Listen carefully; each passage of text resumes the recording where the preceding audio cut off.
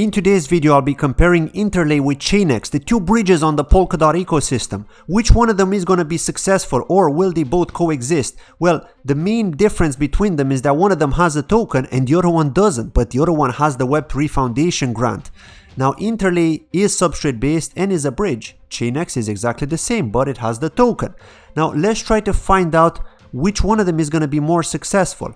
Now, the thing is, there is one other bridge, which is REN, as we can see here on PolkaProject.com, but I'm going to be covering that in a separate video because that one's not substrate based. It's a dApp and a bridge.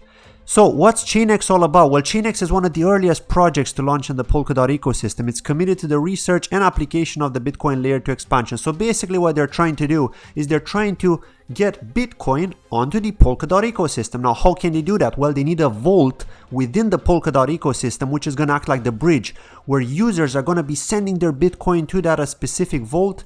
Then they're going to convert it into XBTC, which is a token on the Polkadot ecosystem, and it's going to be used within the Akala platform, which is going to be the biggest DeFi platform on Polkadot. Mark my words, at least in 2021 to 2022. So as we can see here on the Akala platform, I have done a dedicated tutorial on Akala, so do check it out where I go through the dApp, actually show you how you can borrow AUSD, which is the stable token on Akala Mandala. And as we can see here, XBTC Interchain Bitcoin is available on Akala Mandala. This is the testnet app. This is how it's going to look like in prod or mainnet, as you may call it. But yeah, I mean, it's amazing, right? It's like they knew in advance that this was their plan, right? They were planning to work together. So yes, XBTC will be on Akala, and you can use that as collateral. So it's going to play a huge role on Akala Mandala in order to take loans or even for swaps too. Now, to get back to the Web3 Foundation and ChainX, now they actually announced a collaboration all the way back in November 16th of 2018. Now, the Web3 Foundation is excited to announce ChainX's contribution to Polkadot and the Web3 community. ChainX is an interchain crypto asset financial blockchain that will become a Polkadot parachain when the platform launches. Now, ChainX is one of the first blockchains built on Substrate, so that's something to keep in mind here. They're an early adopter, right, of Substrate. Now, Substrate chains can easily be integrated into the Polkadot network at Genesis, as we know, and this is how they plan to make this happen. So as we can see, this is how ChainX looks at the moment, and this is how they're planning to work with it, right?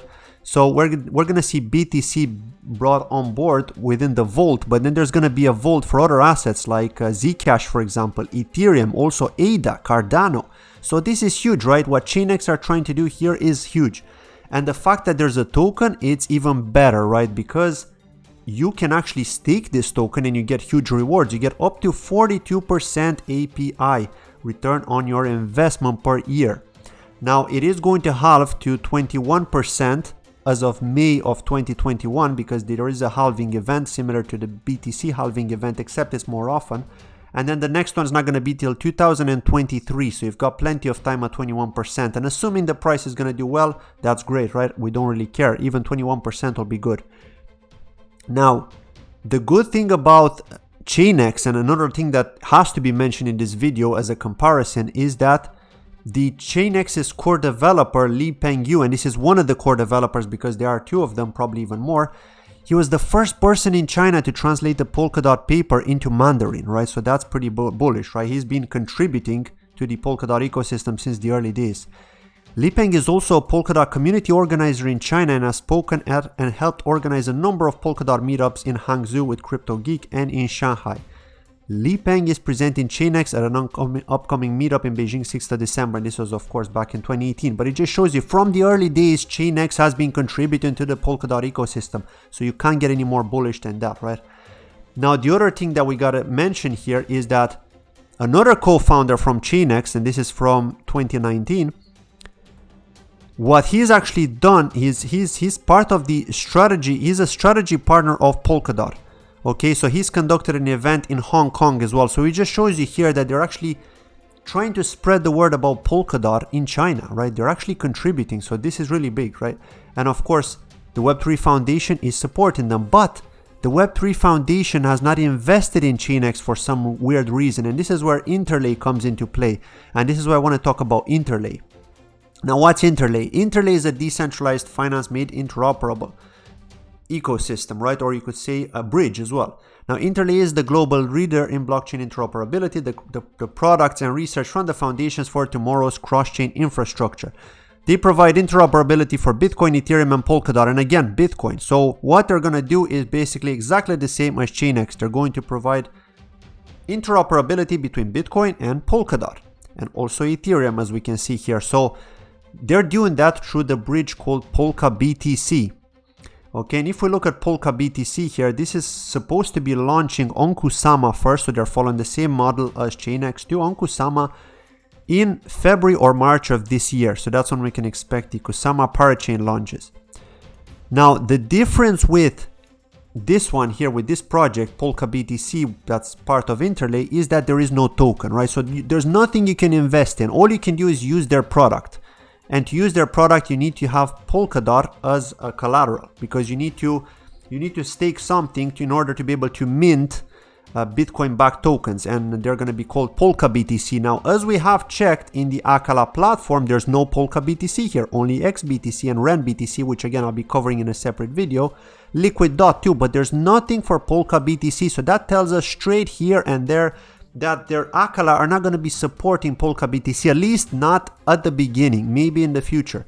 But Akala are going to be supporting ChainX from the start, right? So this is a bigger reason to be bullish on ChainX. And again, no token for Interlay, no token for PolkaBTC. There's nothing to invest in, but they are getting the Web3 Foundation backing. So my only concern is, why didn't the Web3 Foundation, if they've been so closely related with ChainX, not invested in ChainX from the beginning, and how come they decided to invest in PolkaBTC? Well, that's the question that I can't really answer, but I'd love to know more about. So hopefully at some point in the future we'll find an answer to this question. And also, if I get somebody from the Web3 Foundation on my channel to do an interview with, perhaps we'll be able to answer that question too, because I will be asking it for sure.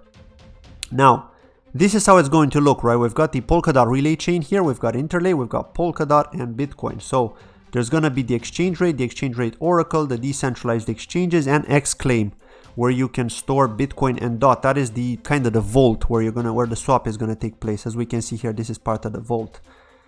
So how does it actually work? Well, from Bitcoin to PolkaBTC, step by step, you can actually mint PolkaBTC. If you're a user or a liquidity provider, right, all you have to do is register an issue request with a collateralized vault of your choosing. Then you reserve the vault's DOT collateral to prevent race conditions.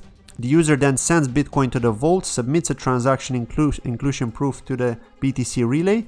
The BTC relay verifies the Bitcoin transaction, and the user is allocated the equivalent amount of newly minted PolkaBTC, which they can use within the Polkadot ecosystem. So this is how it works here. User transfers the BTC to the vault. The vault then produces it, or obviously verifies the transaction and so on, locks DOT as collateral. So this is actually more bullish for Polkadot, to be honest, this Interlay ecosystem here with the bridge.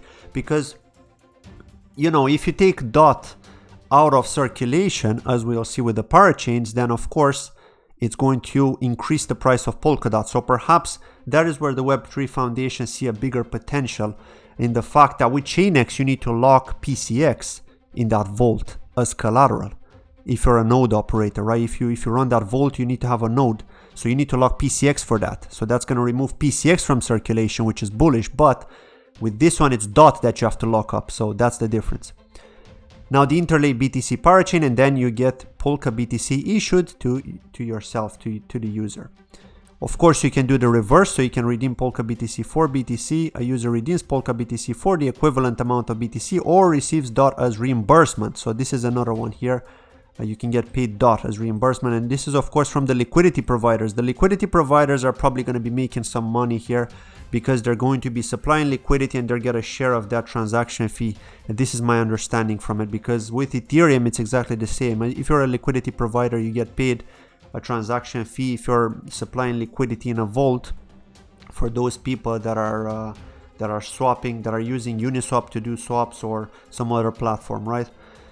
So yeah, I mean, overall I think that PolkaBTC is going to be around, right? Because it's bullish for Polkadot, right? Why not, right? You can lock Polkadot there as collateral, you can make it more scarce, and you can increase the price. So, and it's also quite technically focused, and the fact that they've received the Web3 Foundation grant is also the big thing, right? Because all eyes on them, but there's nothing to invest in. So unless they plan to change further down the road and make something happen, like create a token or something, which I don't really see happening, but it could be a possibility. I'm assuming they would have done it from the beginning if they would have thought of that, but I don't think that's in their plan. So here is why I personally think, as my final thoughts, that ChainX is going to be more successful in adoption in that case, because people want to buy to have something to stake, to earn income. There's nothing to invest in with Interlay, so it's just going to be a project that's just going to work hand in hand in a way, but it's not going to be like massive in my personal opinion, right? Because there's no token, there's nothing to invest in. People want something, some hype, something to see grow in their portfolio, and they want to be paid passive income. So personally, I think ChainX has a bigger chance, especially with the Akala partnership too. We know Akala are going to be a huge DeFi product and so on. But yeah, that's it from today's video. Just wanted to do this comparison. So thank you very much for watching. I'll see you in my next video. Take care. Bye-bye.